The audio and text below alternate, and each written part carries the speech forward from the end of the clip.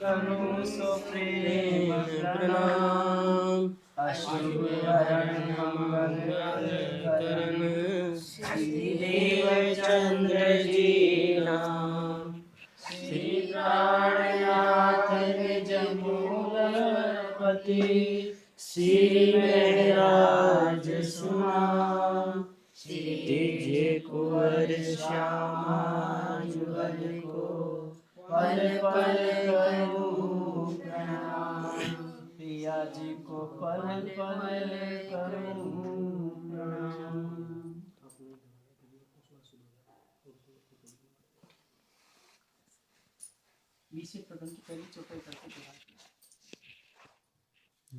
सब लोग मिलकर बोलो ना, दिवाली दोहराना है। हाँ सब। कठिनाई में जोई जीव तारी अति खरो निखरे अपार। धनी धमी धमी ने था क्या पण नेठ नव गलियो निर्धार। नेठ नव गलियो निर्धार। प्रकरण 20 चौपाई 525 जीवनो प्रबोध। सांभल जीव कहूँ वरतांत।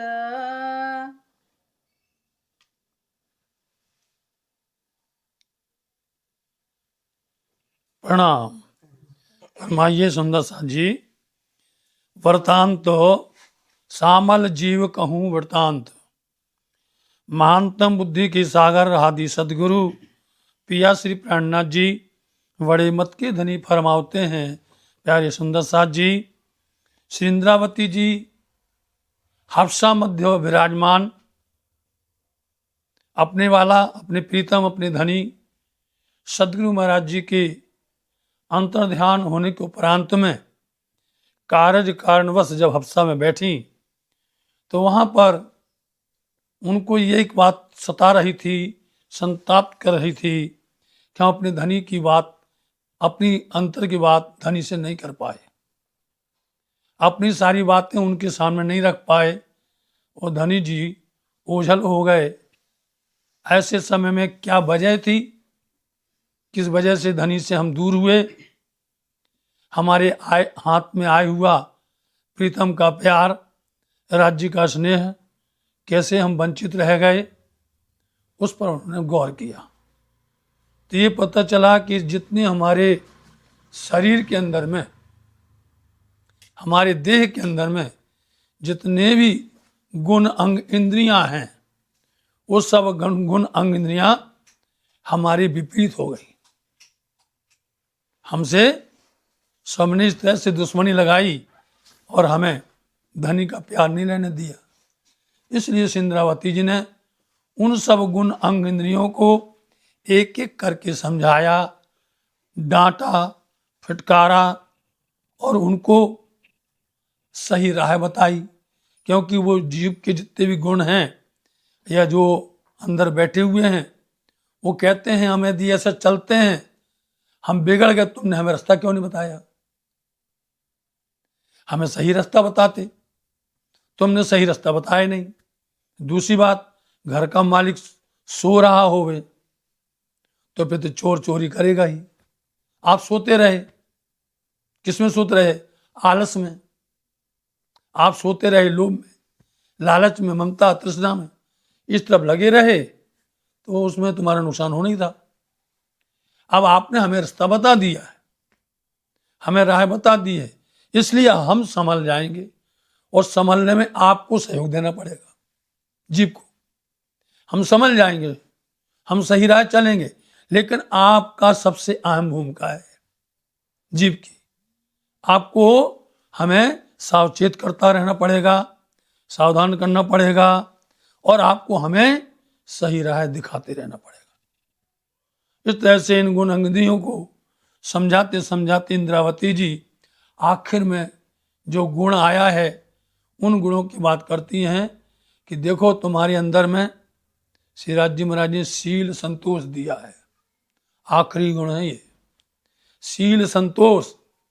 आप देख लीजिए, चाहे समाज में हो, परिवार में हो, कुटुंब में हो, देश में हो, कई लोग तो अकड़ू होते हैं, समझे नहीं? क्रोधी होते हैं, ढीठ होते हैं, उनमें फर्क नहीं पड़ता है। और कई लोग ऐसे होते हैं कि उनके अंदर में कुछ भी बोलो आप, सहनशीलता होती है। समझे?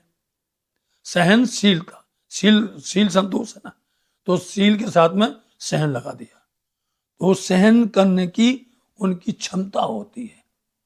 और जो क्रोधी होते हैं उनके पास में सहन शक्ति नहीं होती है। समझे? अंतर यही ढूंढना है। फिर होता है संतोष।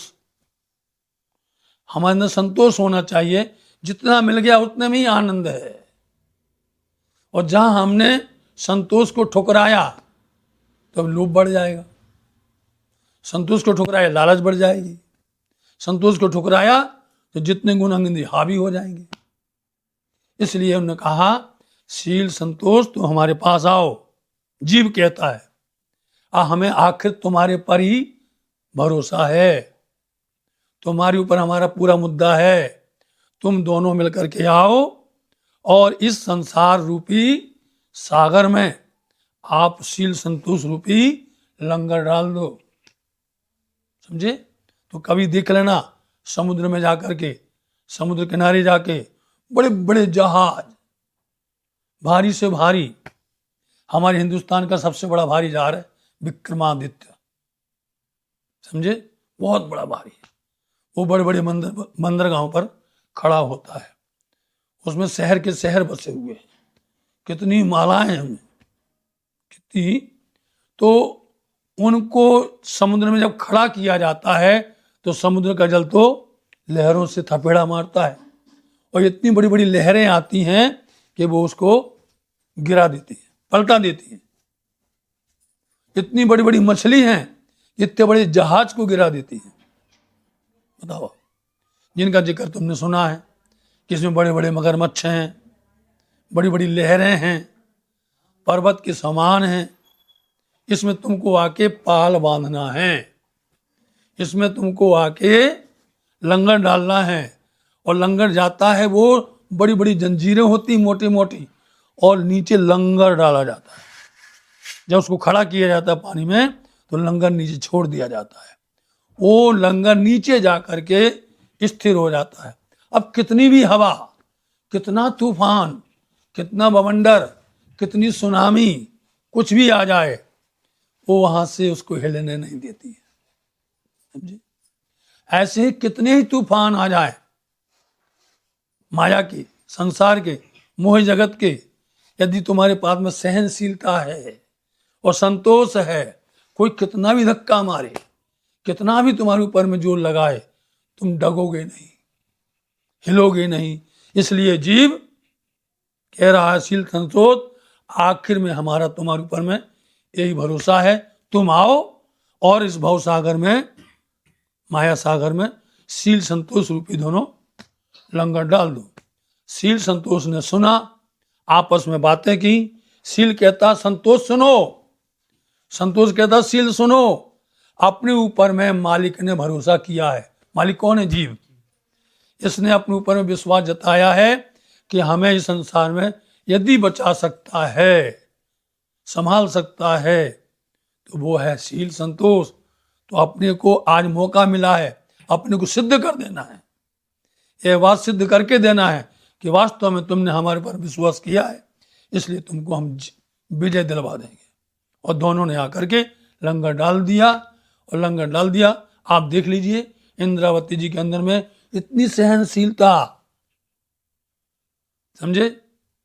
इतना उनके अंदर में कितना संतोष था। लोग तो जोड़ते हैं, वो छोड़ते हैं, लो ले जाओ। जितना उनके पास उनमें संतोष है। कभी भी इंद्रावती जी ने माया के अंदर में जब से धनी के साथ में आई, धनी के वचन सुने, पूरा घर परिवार धन संपत्ति सब त्याग दिया, जितना उसी में संतोष। इस तरह से ही अपन ने कल गुण सुने, फिर भी सब गुणों ने मिलकर के जीव को धिक्कार दिया कि तुम्हारी वजह से तुम्हारा धन गया, हमारी वजह से नहीं गया। आप भले आरोप लगाते हो, लेकिन तुम्हारी ही वजह से, इसलिए कहते हैं कठिनाई में जोई जीव तारी। कठिनाई बोलते तुम्हारी, हमने मजबूरी, मुसीबत, तुम्हारी परेशानियां मैंने देखी जीव, मैं समझ गया कि तुम्हारे पर कितनी परेशानी थी। कदम कदम पर बिहारी जी छोड़ते नहीं थे। कदम कदम पर माया खुद कह रहे हैं, हे तृण युद्ध की फरी फरी पछेगा था हमारी हरी। हरी नहीं तो सब पीछे लगे हुए थे, और तुम किस तरह से मजबूर थे। तुमको धर्म पालन करना था सदगुरु महाराज जी का, तुम्हें धर्म पालन करना था बिहारी जी का, जो तुम वचन हार गए थे। इसलिए तुम्हारी हमने कठिनाई देख ली है, फिर भी तुम अति बहुत ज्यादा निखर हो, ढीठ हो, कठोर हो, निश्चित करके। धनी धमी ने थक्या, धमी धमी कह कह करके थक गए, पर नीठ न गलियो निर्धार। परंतु यह ढीठ तुम्हारे पर जरा भी प्रभाव नहीं। तो अब इस वाक्य को कह तो रहे किस पर? इंद्रावती जी अपने लिए, लेकिन जब समझ में आ जाए तो आपको बात में आ जाएगा कि धनी किसको कह कह कर थक गए। वह है बिहारी जी, समझे नहीं? बिहारी जी को समझा करके थक गए, परंतु बिहारी जी को न गलिया निर्धार, जरा भी असर नहीं हुआ, न प्रभावित हुए, न दया आई, न उनके अंदर प्रेम आया। इस तरह से आगे जीवनो प्रबोध। अब आगे चल करके श्री इंद्रावती जी जीव को फिर सिखापन दे रही हैं। प्रबोध मतलब सिखापन, जीव से समझाती हैं। तो अब संसार का उदाहरण देना पड़ता है। जिस संसार में बैठे हैं उस संसार का दृष्टांत देती हैं। और दृष्टांत में क्या कहती हैं? सामल जीव, सामल मतलब सुनो, ए मेरे जीव ध्यान से सुनो एक वृतांत। वृतांत मतलब एक वार्ता, एक कहानी, एक आप वार्ताओं को सुनो, ध्यान से सुनना। उसमें क्या कहते हैं? तूने एक दऊं दृष्टांत। तो दृष्टांत मतलब उदाहरण। तूने एक देऊं दृष्टांत, तेरे को एक उपमा, एक दाखला हम तुमको दे रहे हैं, ध्यान से सुनना। वो दाखला क्या है? ते तू संभल सके चित। इसलिए तू सामल एक चित्त, इसलिए एक चित्त होकर के, चित्त बोलते ध्यान पूर्वक। जब ये दृष्टांत सुन रहे हो तो तुम्हारी वृत्तियां भटकनी नहीं चाहिए, एक ही जगह पर स्थिर होनी चाहिए।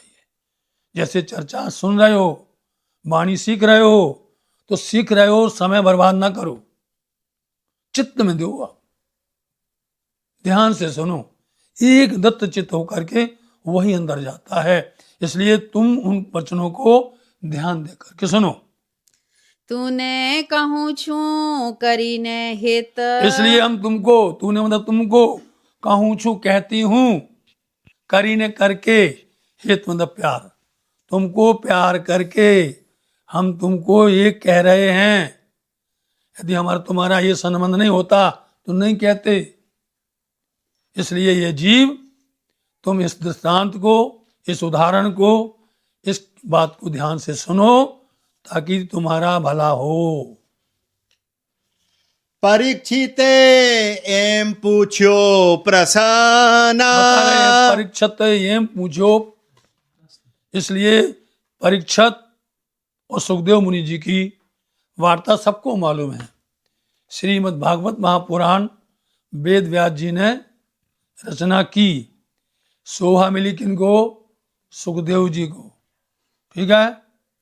इसलिए इसमें जो दृष्टांत दिया जाता है, ये आई क्यों? बीतक गवाह है, वाणी गवाह है, ये आई ब्रह्म सृष्टि के कारण है, समझे नहीं? ये जेनो कागज जिसके लिए आया है वो वही समझेगा और वही खुलेगा। इसलिए दृष्टांत के द्वारा परीक्षित मतलब राजा परीक्षित ने एम ऐसे प्रश्न पूछा सुखदेव मुनि जी से। क्या पूछा? सुख जी मुने कहो वचन। ये सुखदेव जी महाराज, आप मेरे को इन वचनों का जवाब दीजिए। मुने कहो, मेरे को कहो। सुखदेव जी महाराज जी, हम जो प्रश्न आपसे कर रहे हैं इसका जवाब हमें दीजिएगा। 14 भवन माहे मोटो जेहा। जिस दिन ये प्रसंग समझ जाओगे अंदर की उल्फत कुल्फत मिट जाएगी। शब्द कह रहे 14 भवन में, समझो आप, समझे? 14 भवन से भी तो ऊपर है। विराट तो देखो, विराट दर्शन तो देखो। इतना वचन सुन करके लोग खिलखिला जाते हैं। देखो देखो देखो ये कहा, देखो देखो ये क्यों कहा रहा, किसके लिए कह रहा है, कहाँ कहा जा रहा है, उसको कोई जाते ही नहीं जड़ता। समझे? यदि इसकी जड़ पर जाए जो इसमें कहा गया, उसका मंथन करे, अपने आप उलझन दूर हो जाएगी। 14 भवन माहे मोटो। मोटो शब्द बोलते हैं गुजराती भाषा, मोटो में बड़ा। गुजराती में नाना और मोटा दो बात होती है।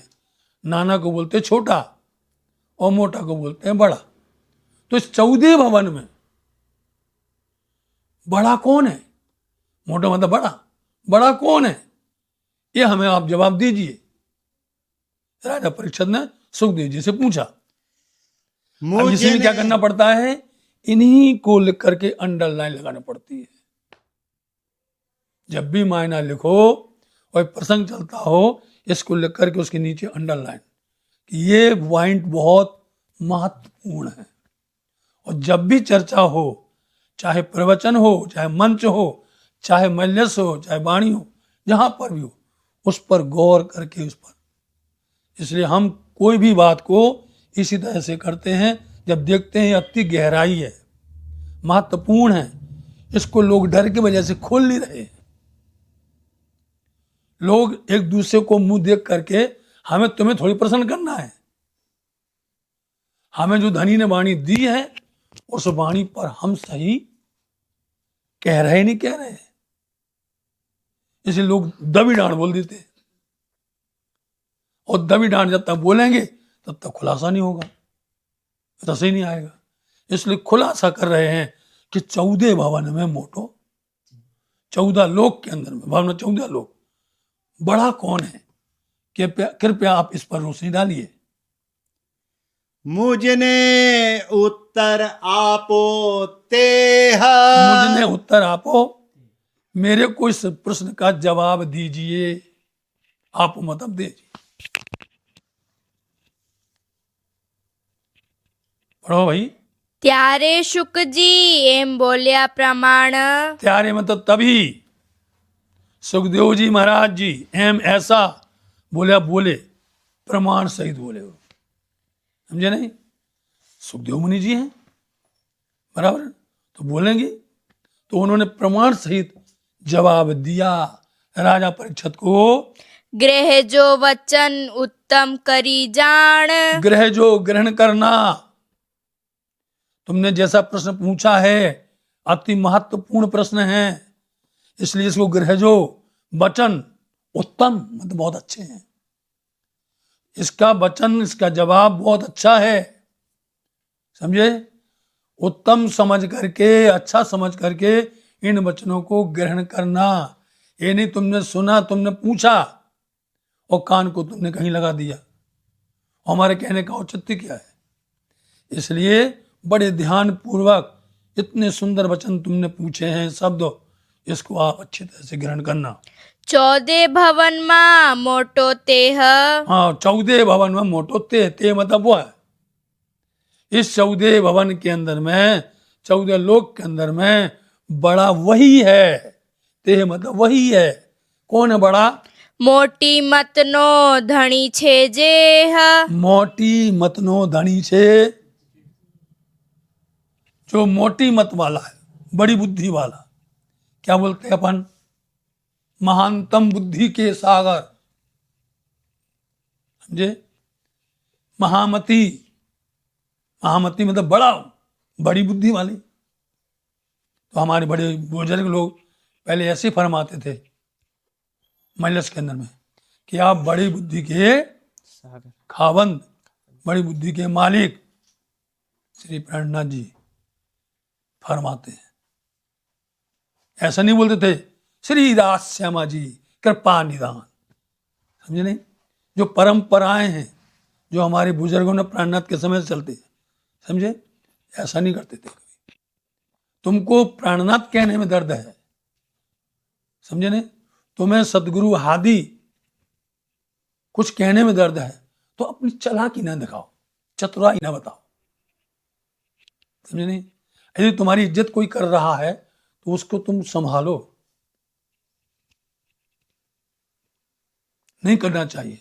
आप देख रहे हैं जितने हमारे बुजुर्ग हैं, जितने बड़े बड़े हमारे हुए हैं, सब पहले नंबर में बड़ी बुद्धि के सागर, महानतम बुद्धि के सागर हादी सदगुरु पिया प्राणनाथ जी फरमाते। और वाणी कह रही है श्री महामत कहिए मोमना, तो वहां पर श्रीदास समझ कहां लगेगा, बताओ। कह रही नहीं महामती, महामती का है, महामती का है, हर जगह पर आता है, इसलिए उसको बोलना पड़ता है। तो कहने का मतलब यह है कि 14 भवन में मोटो ते वही है मोटी मतनो धनी छे, मोटी मत, जो बड़ी बुद्धि का धनी बोलते खावंद, धनी बोलते मालिक, जो है वही सबसे बड़ा है। अभी आधा खुला किया है, आगे चौपाई पूरा खुलासा करेंगे, एक ही चौपाई में नहीं करेंगे आगे, इसलिए वही है जो बड़ी बुद्धि वाले हैं। और बड़ी बुद्धि वाले कौन कहे जाते हैं साहब जी, बड़ी बुद्धि वाली कहलाती हैं ब्रह्म सृष्टियां, समझे, जितनी ब्रह्म सृष्टियां वो बड़ी बुद्धि वाली हैं, महामती हैं। यदि इसको आपको देखना है तो परिक्रमा के अंदर पढ़ो, क्या कहती है, खेले श्री महामती दिखलावे श्री इंद्रावती, खोल के पट अंतर परिक्रमा में, जो रामत है एक का कपड़ा धाय के पकड़ा है, वो रामत आप तीनों पढ़ लेना, परिक्रमा वाणी में रामत 3 रामत है, उसी में आया एक दे के ताली भटकी चुटकी, भागती नहीं भागती है, तो कौन खेले श्री महामती।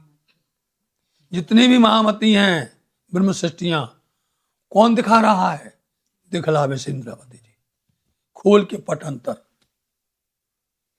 ये अंतर रहस्य पट खोल करके इंद्रावती जी खिला रही है, महामती है नहीं। इसलिए मोटी मतनो धनी छे जे है, जो बड़ी बुद्धि का मालिक है, धनी है ना, इसलिए वही बड़ा कहलाएगा। 14 भवन में जीव सृष्टि नहीं कहलाएगी। किसी को बता दो आप बड़ी बुद्धि, अभी प्रश्न आने वाला है, अब भी, और अंदर आप खलल पैदा हो जाएगी कि बात तो यार सही है। बोलो। वली परीक्षित पूछ्यू एमे, अब परीक्षित को सही जवाब नहीं मिल पाया, संतुष्टि नहीं हो पाई, परीक्षित का मन नहीं भरा या उनको संतोष नहीं हुआ है, इसलिए बलि फिर से, परीक्षित ने फिर से पूछा। इसको बोलते हैं उस बात को पूर्ण तरह से प्रमाणित करना चाहते हैं, समझ रहे, इस बात को पूर्ण तरह से वो स्पष्ट करना चाहते हैं कि कौन बोले, सुखदेव जी बोले, क्योंकि सुखदेव जी को भी महामती कहा गया है। इसलिए राजा परीक्षित की और सुखदेव मुनि जी की इतनी लंबी बातें हुई हैं, इतनी बड़ी बड़ी बातें हुई हैं, जिसमें सुखदेव मुनि जी को कहना पड़ा, राजा तुम बैठा रहा, तुम्हारे बस की बात नहीं है, और यहां तक कि हमारी बस की बात नहीं है।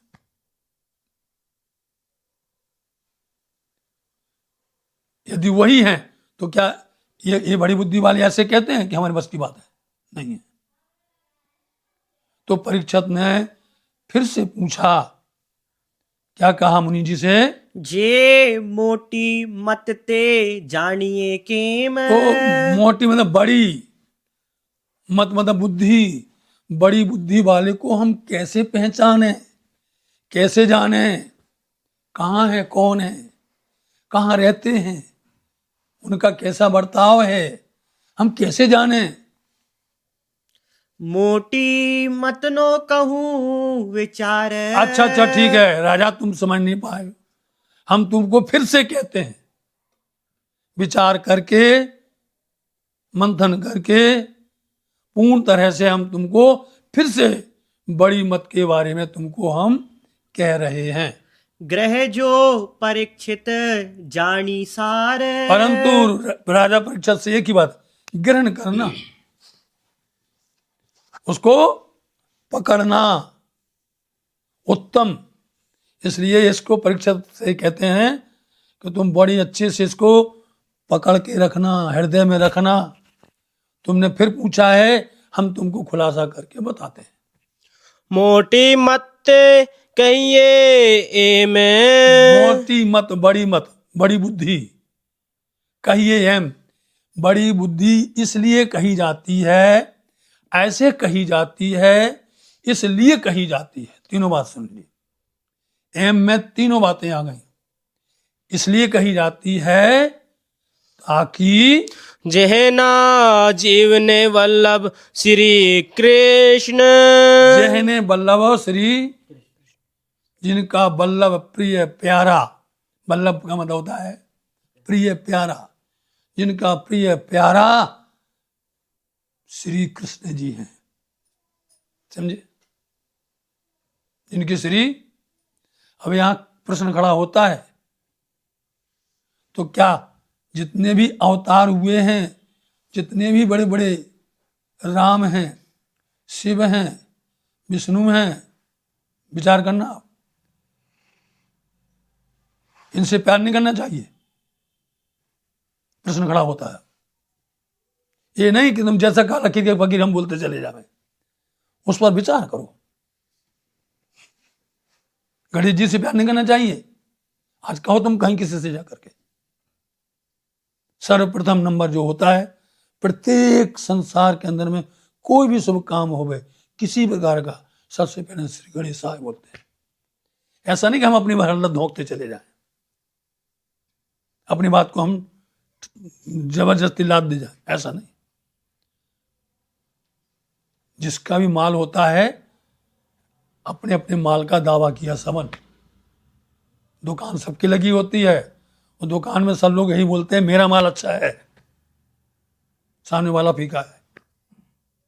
हर कोई ये करता नहीं करता। तो यहां प्रश्न होता है, कई से बैठे अपन, ये बात जब हुई तब कर रहे, उनके सामने बोल दिया कि जो है ना वल्लभ श्री कृष्ण, तो बोले हम पागल हैं महाराज,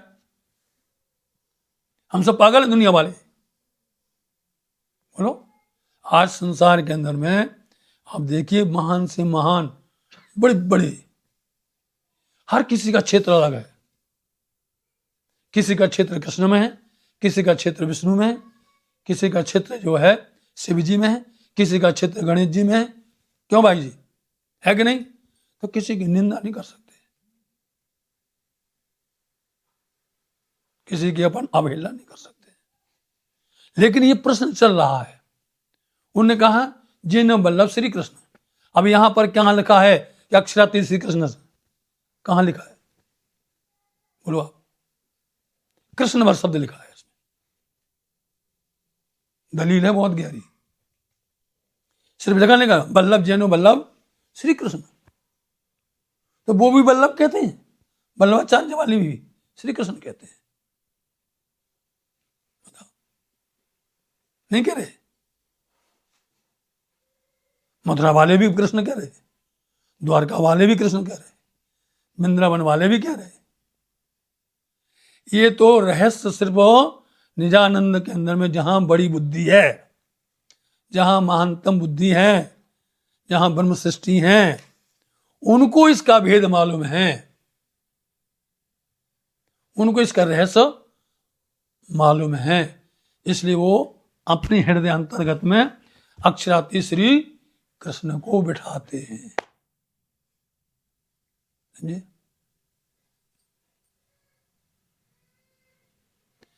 इसलिए जहनो जीवनो बल्लभ श्री कृष्ण वही बड़ा बुद्धि वाला है जो कृष्ण से प्रेम उत्पन्न करता है। मतने मतता एछे सार।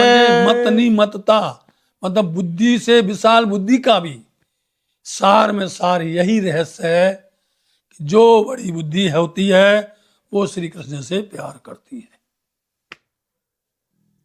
वली बीजी मत नो कहूँ अब विचार। इसके साथ में दोनों बोलना पड़ेगा, एक बड़ी मत और फिर दूसरी उसकी उल्टी।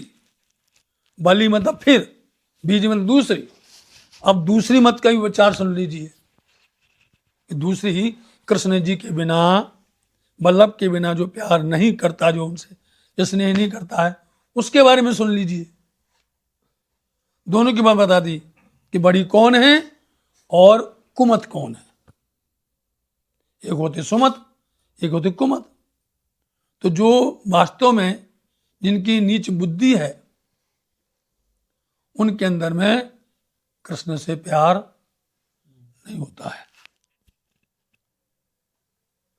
क्योंकि इसक बड़ा रे समन में ना कोई इसक समान, ना एक तेरे इसक बिना उड़ गए सब, क्योंकि वो ब्रह्म इश्क है।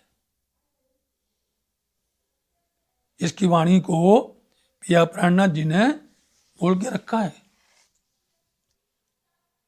इसक बिना कछु न स्वभावे, इसक पिया जी को भावे, है ना। इसक है तो वो दुल्हा है, इसक नहीं तो बिरानी है, बेकार है। इसक ही ब्रह्म है, प्रेम ब्रह्म दो एक है, ये इश्क है ना, ये प्रेम है। इसलिए ये मरी मत के अलावा दूसरी जो मत है उसका भी तुम ध्यान से, क्योंकि तुम्हारा अगला प्रश्न पर यही होगा। तुमने बड़ी मत तो बोल दी और तुमने छोटी बोली नहीं है, इसलिए आगे प्रश्न तो ये आने वाला ही है। तो ये अच्छा है तो बुरा कौन है, तो हम तुमको तुम्हारे बिना कहे ही बता देते हैं कि बीजी मत की बात भी तुम सुन लीजिए। कोई चर्चा नहीं, वाणी चल रही है, वाणी के साथ चर्चा भी चल रही है, तालीम चल रही है और अंदर के मर्म भी चल रहा है। एह बिना जे बीजी मत। ये बिना मतलब कि बल्लभ श्री कृष्ण जी के बिना, जिससे प्यार करती हैं बड़ी मत वाली, इनके बिना बीजी जितनी भी दूसरी बुद्धि हैं सबको साफ कर दिया। बोलो है, यहां उसने बात पकड़ ली हमारी कि इनके बिना सारी कुमती हैं। बोलो तुम। ते तू सर्वे जाने कुमत। ये तू जाने सर्वे कुमत, मतलब कि सब के सब छोटी बुद्धि वाले, ओछी बुद्धि वाले या खराब बुद्धि वाले, भ्रष्ट बुद्धि वाले, ऐसा जानो। यदि कृष्ण के सिवा दूसरी जगह कोई प्यार करता है तो सब कुमती हैं। तो यहां पर ये प्रश्न बहुत जटिल हो जाता है, क्योंकि निजानंद एकदम से नहीं समझा सकते। निजानंद को समझाने के लिए घुटन घुटन से लग के बैठना पड़ता है।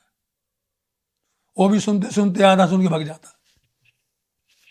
किसी को बैठा दो, तुम दर्शन करने आए, बैठा दो, थोड़ी देर तो सर हिलाएगा वो, बोले महाराज जा रहे हम, सुन ही नहीं पाता। और फिर उसमें फिर आ जाए दूसरी भाषा, शोर घबरा जाए। कुमत ते के ही कहवाए। अब देखिए फिर से कहने लगे कि कुमत कैसे कही जाती है। राजा परीक्षित पूरी खुलासा करना चाहते हैं कि कुमत है तो वो है कैसे, कैसे क्यों कही जाती है कुमत। उसका एक ही जवाब देंगे सुखदेव मुनि जी, देखना। निछारा थी नीची थाए। और नहीं कहेंगे वो लोग, और ज्यादा खुलासा नहीं करेंगे कि कुमत किसको कहा जाता है। भैया वो नीच से नीच कहलाती है, बस हो गया। नीचा थारी मतलब नीच से नीच, दो बार आया। निचारना था नीच, नीच से भी नीच कही जाती है, बस वही कुमति है।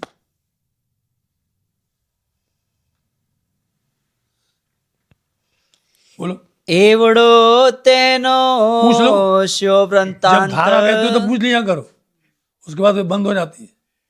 लेकिन मैं ये कह रहा था, ये दृष्टांत जीव को जो समझा रहे, जीव का प्रबोध जो हेडिंग है, ये जीव, ईश्वरी और ब्रह्म तीनों के लिए श्री जी कह रहे हैं कि हम तीनों के लिए जो श्री कृष्ण ही हमारे।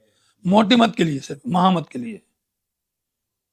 छोटी मत तो उसको बोलते वो तो नीच से नीच है, उसको तुम सुबह से शाम तक और शाम से सुबह तक समझाते रहो, शून्य मंडल आएगा। ये बड़ी मत की जो बात है कि बड़ी मत श्री कृष्ण जी है, ये तीनों सृष्टि के लिए एप्लीकेबल है कि हाँ, सबके लिए, सबके सबके लिए। जीव सृष्टि के हाँ लिए, जी, ईश्वर सृष्टि के हाँ लिए, जी, ब्रह्म सृष्टि, सबके। तीनों के लिए जो भी उनसे प्यार करने लग जाएगा वो बड़ी मत का कहलाएगा। समझ गए? चाहे वो जीव हो, चाहे कोई भी हो, चाहे वो उनसे जो भी प्यार करेगा, समझे, अमृत चाहे कोई चख ले वे, समझे, और जहर कोई भी खा ले वे, समझे। दोनों का असर एक ही है। जहर खाओ तो वो भी, चाहे वो बड़ा सा बैठा हो और चाहे छोटे से छोटा हो, काट देगा वो। तो ये वृत्तांत जो समझाने की कोशिश कर रहे हैं वाणी में, ये ब्रह्म उसमें सीधा बोलते जीव, जीव बात कही है। और जीव क्या होता है, ये जीव टल होशी आत्म। जब इसको ये बुद्धि आ जाएगी, ये समझ आ जाएगी, तो वही जीव अवस्था बदल जाती है, वो आत्म अवस्था में आ जाता है। ये कहना उचित है कि जीव, ईश्वरी और ब्रह्म तीनों के जो बिल्कुल है, बिल्कुल, वो श्री कृष्ण है, और उनके सिवा जितनी भी वही जीव तो बड़ा बन जाता है ना। वही मत आके जीव बदल जाके आत्म भाव में चला जाता है। ये सारे प्रश्न जो सब ऐसे ऐसे करके आगे खुलते जाएंगे, समझे। आगे ऐसे जैसे प्रसंग बढ़ता जाएगा, उन गहराइयों पर आप चलते जाएंगे। इसलिए जितने भी परमहंस थे सब श्री कृष्ण के, इसमें से कोई घटा नहीं। प्रेम के स्वरूप है श्री कृष्ण जी, समझे। आदर्श के स्वरूप है रामचंद्र जी। कृष्ण जी के अंदर में सारे स्वरूप छिपे हुए हैं। कभी रामचंद्र जी ने अपना विराट दिखाया?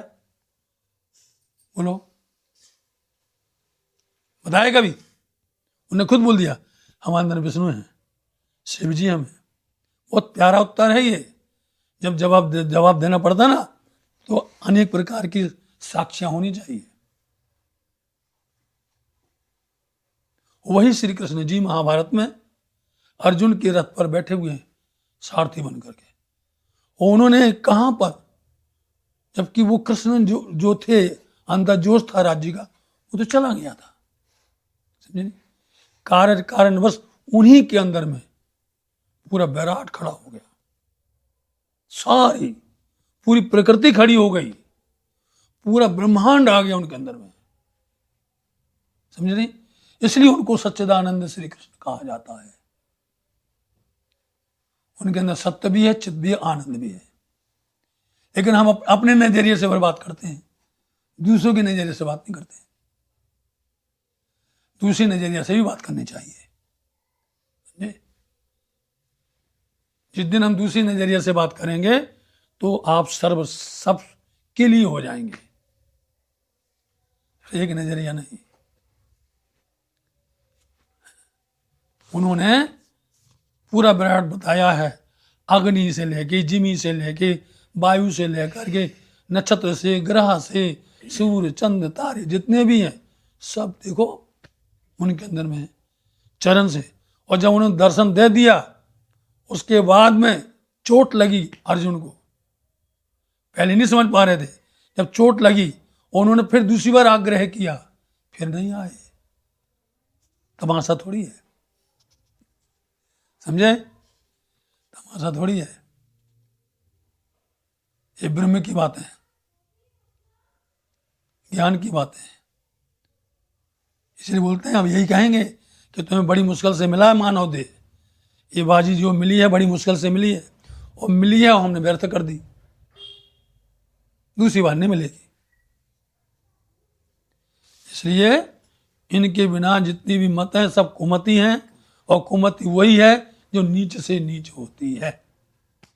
अब नीच से नीच का मतलब उसकी नीच हरकत सब आ गया, उसकी प्रत्येक कार्य प्रणाली नीचे से नीचे होती है, बोलने से, करने से, चलने से, तीनों से। क्योंकि 3 कर्म होते हैं, करनी, कर्म कछु न राया, कहनी, करनी, चलनी, तीनों तरह से समझना चाहिए।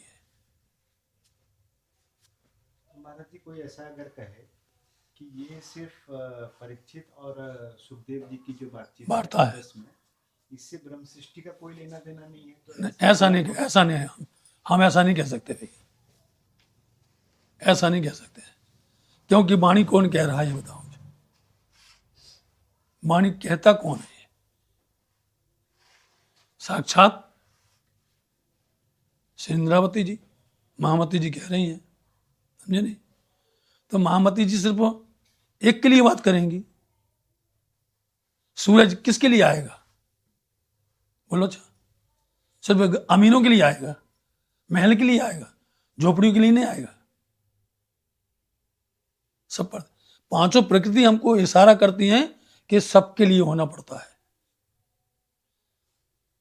और खुद देख लीजिए आप कि वो परमात्मा सबका है। कुरान भी कहती है रब्बिल आलमीन, रब है वो आलम का है, रब्बिल मुसलमीन नहीं है वो।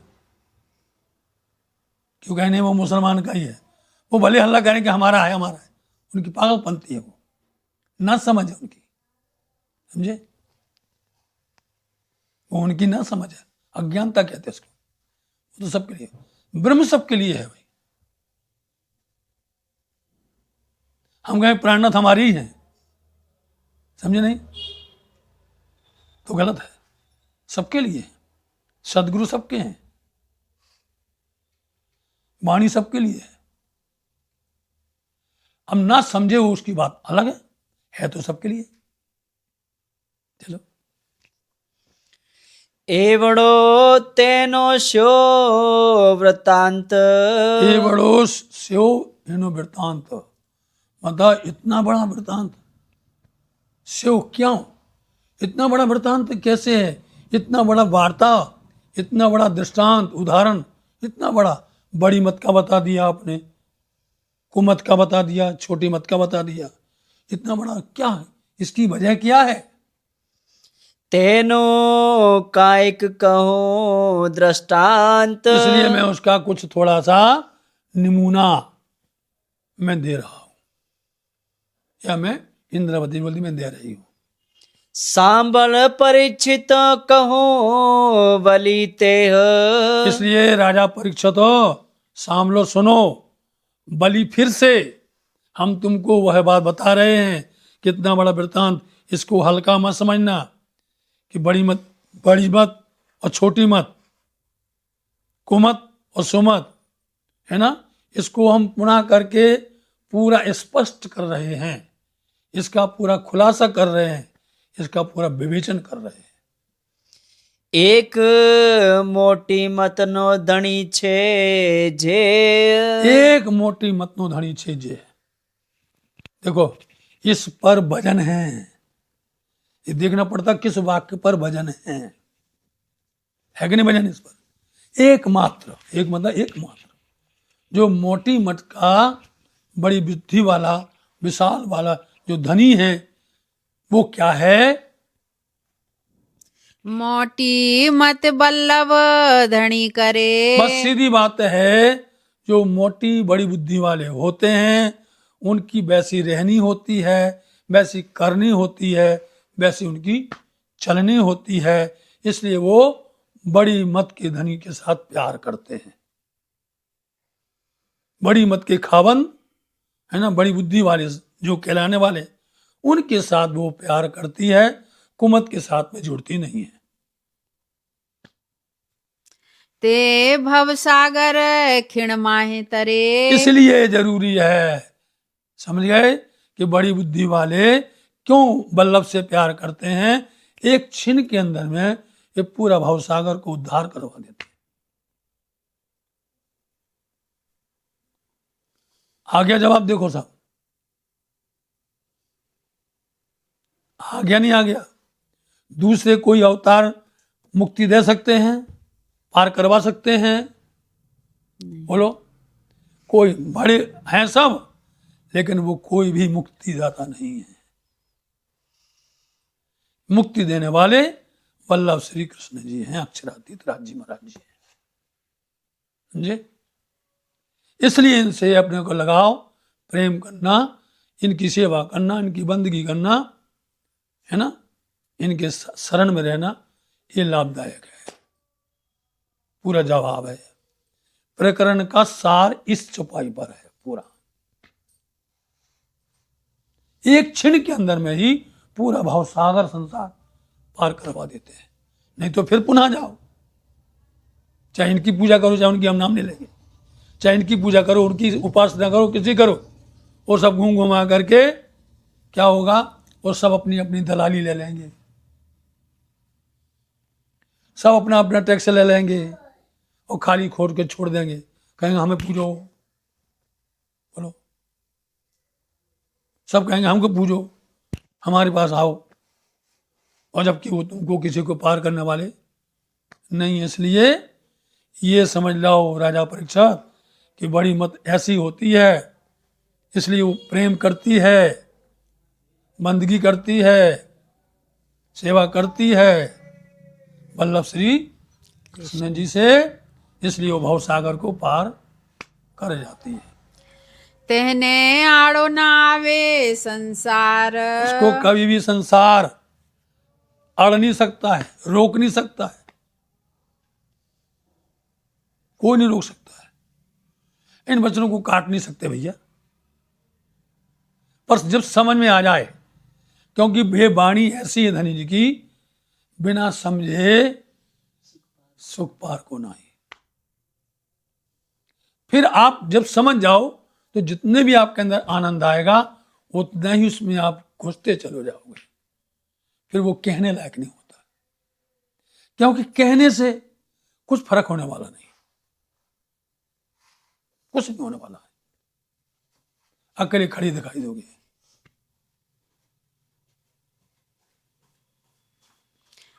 ते नहचल सुख पामे करार। नहचल आ गया भैया, समझे सुंदर सा जी, इसलिए नहचल चालू किया है ना। तो ते नहचल अखंड, वो निश्चित करके अखंड सुख कहाँ है। स्वयं आपने रास में सुना है, रास में आखिरी वाणी में वाला वालन जीरे प्रीतम मारा जो प्रकरण है, उसमें सखियों के साथ में बात संवाद हुआ, और उन्होंने यही कहा कि आप कहाँ गए थे, कहाँ चले गए थे। बहुत लंबा प्रसंग किया, सखियों के जवाब देते देते उन्होंने आखिर में इंद्रावती जी को उन्होंने कहा तो अब सार बात पर आओ। कहा नहीं कहा, ये सब चलता रहेगा, हम तुम्हारा दोष निकालेंगे तो हमारा दोष निकालोगे, हैं, तुम हमको प्रश्न करोगे, हम तुमको प्रश्न करेंगे, ये चलता रहेगा। मेन मुद्दा पर आओ, तुम चाहते क्या हो। बालाजी ते घर ले चलो जहां दुख नहीं लवलेश। बोलो, उन्होंने खुद बोल दिया कि ब्रज में भी दुख, जिस रखंड रास में के लिए वहां भी दुख, और जहां से तुमको लेकर के आए काल माया के ब्रह्मण वहां भी दुख।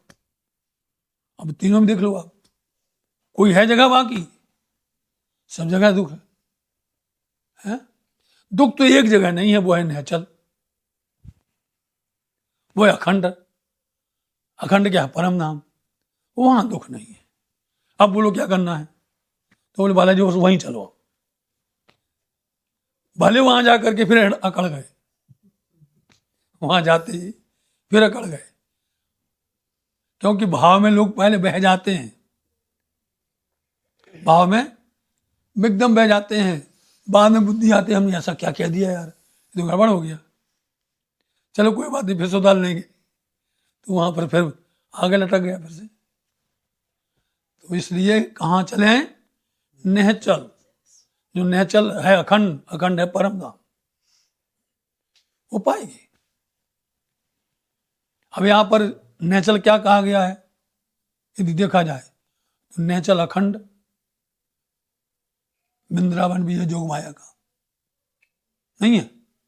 जो भी अव्यकृत के ऊपर में सब अखंड है कि नहीं? पंचवासना भी अखंड है, बल्वाचार्य जी भी अखंड है। यहां तक कि वहां आपने देखा है चर्च नहीं है विराटपट्टनम, वहां पर तो बहुत से और हैं, उसमें मीराबाई भी है, नरसिंह मेहता भी है, सब खड़े हैं, दोनों बाजू बने हुए हैं, जिन्हें 5 को नाम बताया जाता है, वो भी अखंड है। भाई इतना जरूर है, अखंड तो वो भी है और अखंड परमधाम भी है। लेकिन वहां पर क्या आ रहा है? वहां से खुशबू आ रही है, मात्र खुशबू आ रही है। और जहां पर जाना है वो नेहचल है।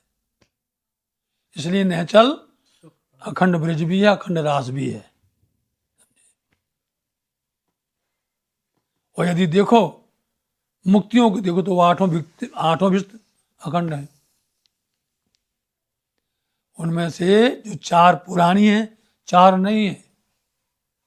4 पुरानी सदगुरु महाराज जी के समय की हैं और 4 इंद्रावती जी के समय की हैं। 4 सागर श्यामा जी के भी हैं और 4 सागर राज जी के भी हैं। परमधाम में 8 सागर हैं। तो तुम्हें कहाँ सागर में जाना, पुखराज में जाना, मानिक में जाना, या चांदनी चौक के दरवाजे में जाके बैठना, या चांदनी चौक के अंदर जाना है, रंगमहल के अंदर में, ये सब तुमको इसमें प्यार मिलेगा, इसके मिलेगा, पहचान मिलेगी, निस्बत मिलेगी। अब जैसा जैसा निस्बत होगी वैसा वो प्राप्त कर लेगा।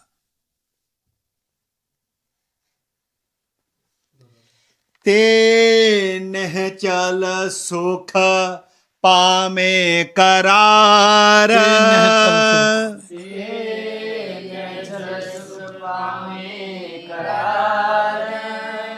मोटी मत वल्लभ धनी करे,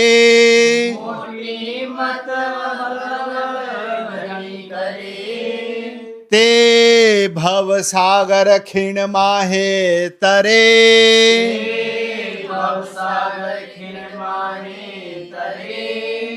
तेहने आड़ो न आवे संसार,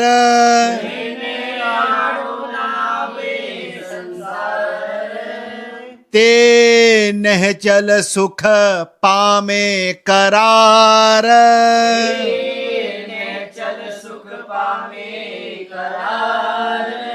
ते नेहचल सुख पामे करार।